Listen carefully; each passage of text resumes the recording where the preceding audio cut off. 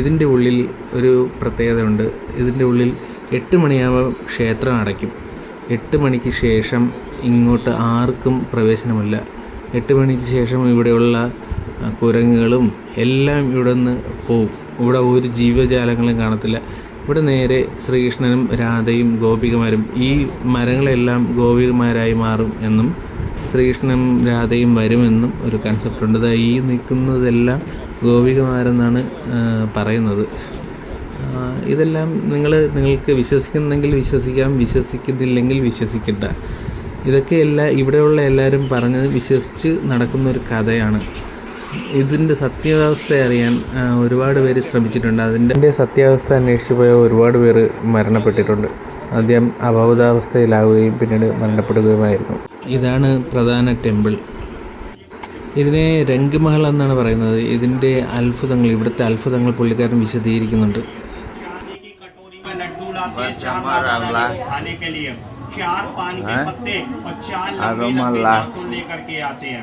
सुहागिन माता बहनें होती हैं वो राधा रानी के लिए 16 श्रृंगार लेकर के आती हैं, जो कृष्ण भगवान अपने हाथ से राधा रानी और अपनी गोपियों को बैठ करके रात को अपने हाथों से श्रृंगार करते हैं।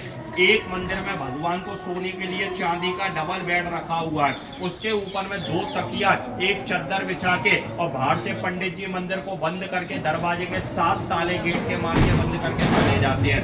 और सुबह 6 बजे के बाद में जब पंडित जी मंदिर खोलने के लिए आते हैं तो देखते हैं लुटिया में से पानी पिया हुआ मिलता है।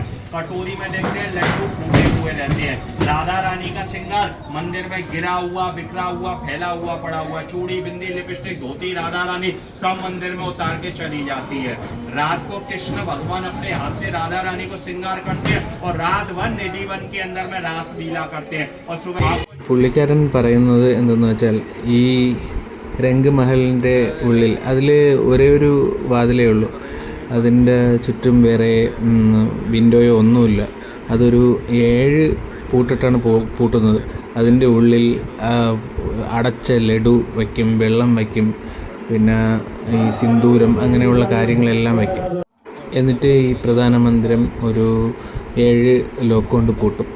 പക്ഷേ രാവിലെ വന്ന് നോക്കുമ്പോൾ ഇതിൻ്റെ അടച്ചു വെച്ചിരുന്ന ആ ലഡു പാത്രത്തിൻ്റെ ഉള്ളിൽ കുറച്ച് ലഡു കഴിച്ചിരിക്കും, കുറേ അവിടെ വെള്ളം കുടിച്ചിരിക്കും, പിന്നെ അവിടെ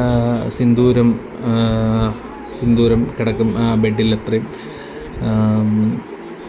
അങ്ങനെ കുറേ അത്ഭുതങ്ങൾ അവിടെ ഉണ്ടായിരിക്കുമെന്നാണ് പറയുന്നത്.